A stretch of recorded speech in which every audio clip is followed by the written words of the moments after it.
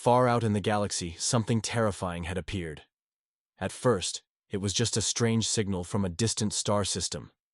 Then came silence. Not just from one planet or one ship, but from entire solar systems. Suns were vanishing. Not exploding. Not collapsing into black holes. Just disappearing, as if someone had reached out and snatched them from the sky. The galaxy was used to many strange and dangerous things, but this was different. This was something new, something worse. They called it the Maw.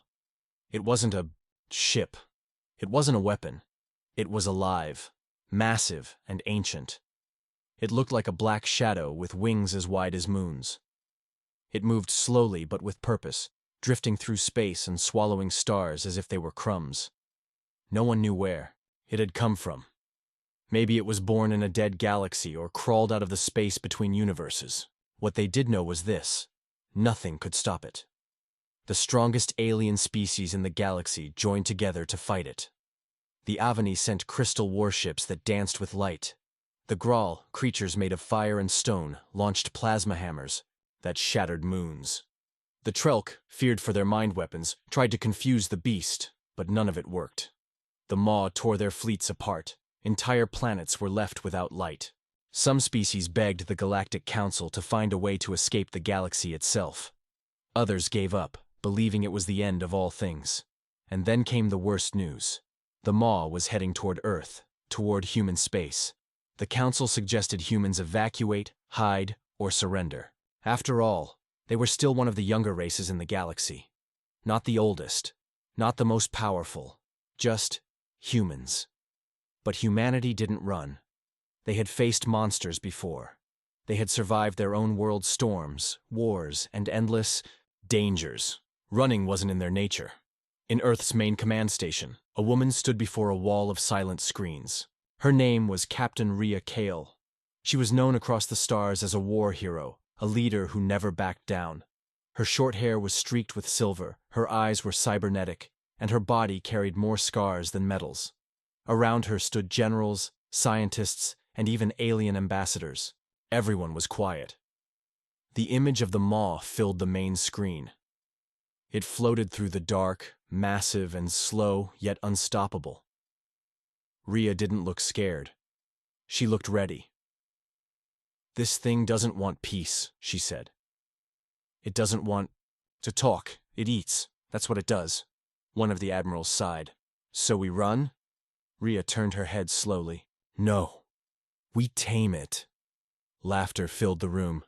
Some thought she was joking. Others thought she was mad. How do you tame something that eats stars? But Rhea's face stayed serious. "We humans have tamed wolves, lions, even machines that could think. We don't run from beasts. We teach them we're not prey." Her idea was bold, maybe impossible, but it was all they had.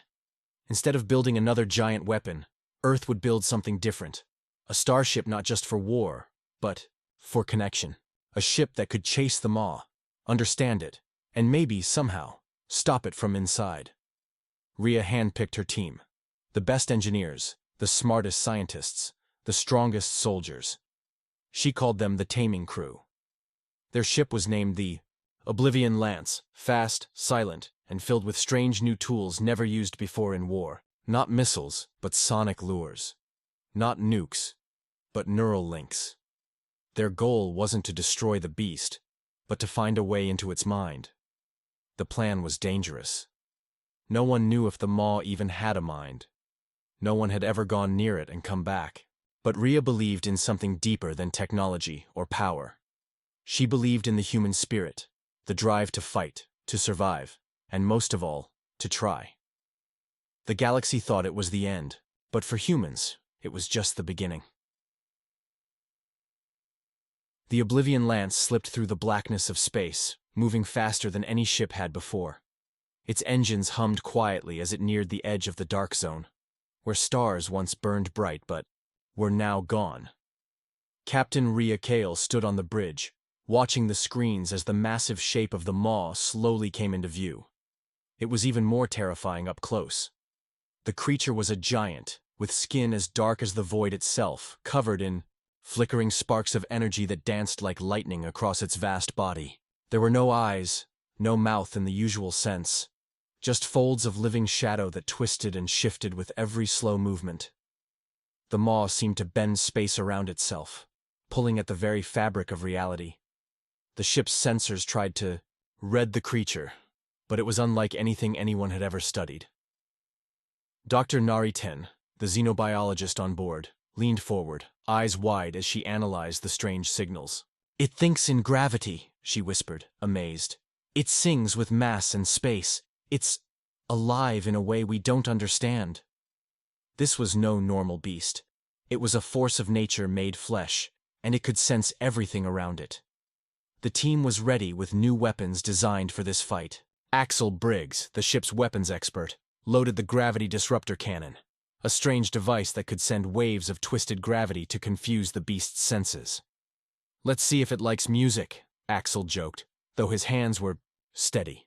As the maw noticed the Oblivion Lance, it reacted violently, whipping giant tendrils of energy that could crush moons. The ship darted between the creature's appendages, dodging blasts of solar fire that could melt steel. The crew worked like a single mind, firing sonic bait bombs that sent harmonic waves into the beast's nervous system. For a moment, it paused, as if confused by this tiny ship's song. Then, suddenly the maw charged forward like a wild animal. The battle was on. The Oblivion Lance was swallowed into the creature's body. The ship entered deep bio-caverns lined with crystal-like bones and glowing rivers of plasma. Inside, the air was thick and strange, filled with alien viruses that tried to crawl into the ship's systems and minds. The crew fought back with fire and science, sealing breaches and clearing the air. Axel led the defense, using energy blasts to burn away the invading threats.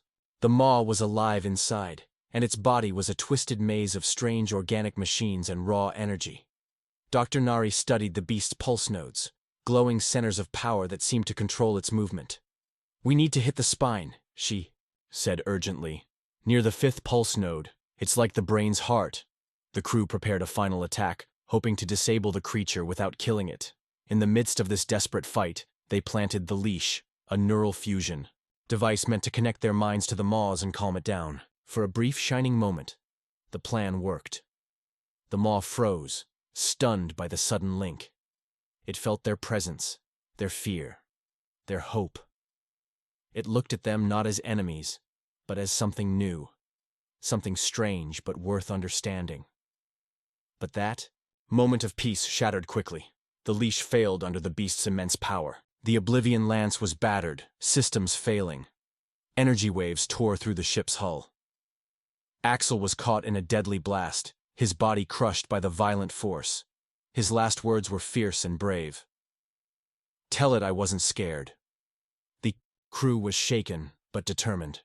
The fight was far from over. The maw, wild and hungry, roared through space, shaking the Oblivion Lance like a toy. But inside that storm of chaos, a small human spark had touched something deep in the beast's endless mind. The battle was not just of weapons and fire. It was a fight for connection.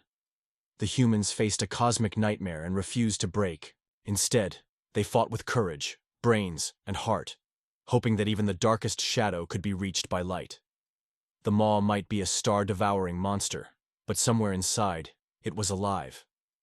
And now, for the first time in eternity, it had met the humans, not as prey but as something different, something unforgettable.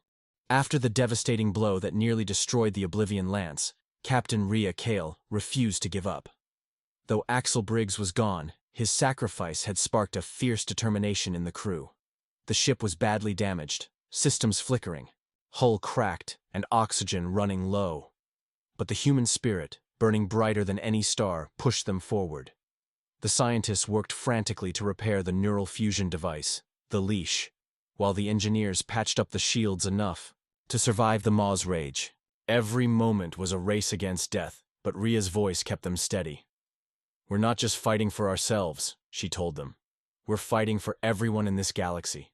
If we can calm this beast, maybe we can save millions of lives. We'll tame the untamable." The crew pushed the Oblivion Lance deeper into the maw's core, closer to the heart where the pulse nodes glowed brightest. Dr. Nari 10 worked alongside the AI navigator, decoding the creature's neural signals, trying to find a pattern, something to latch onto. Slowly, a faint rhythm emerged, like a heartbeat, a song of stars and gravity. Using this rhythm, they fine-tuned the leash to sync perfectly with the Maw's mind. The tension on the ship was unbearable. Every second felt like the last. Then, Rhea took a deep breath and initiated the connection once again. This time, the link held. Inside their minds, the crew felt a flood of sensations, weightless but crushing, cold but burning. The Maw's thoughts were vast and strange, filled with images of empty space, devouring light, and endless hunger. But buried deep inside was something unexpected: loneliness.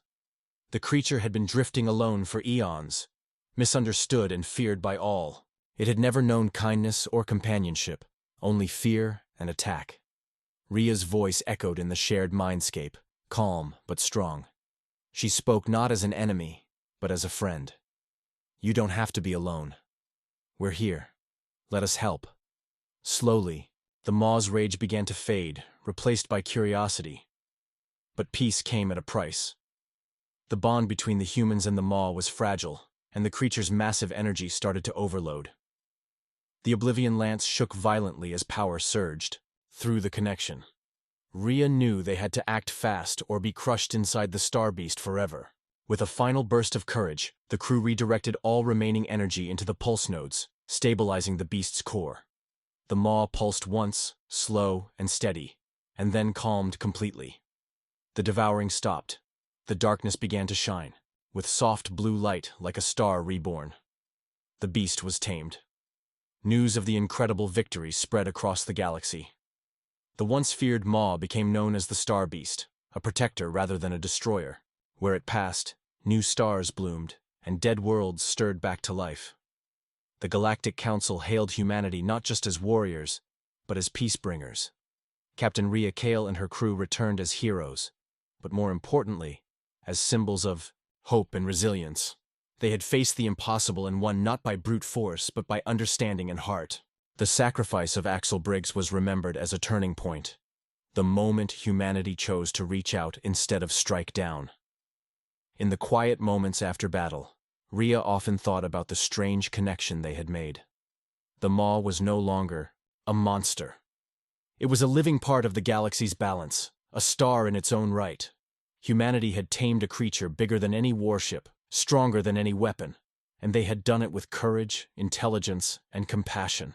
The galaxy had learned something new that day, that even the darkest beasts could be reached by light, and that humans, though young and small in the vast cosmos, had the greatest power of all, the power to hope, to fight, and to connect. Their story became legend, a shining beacon in the endless night, reminding all who heard it that no matter how terrifying the darkness, the human spirit would always find a way to shine.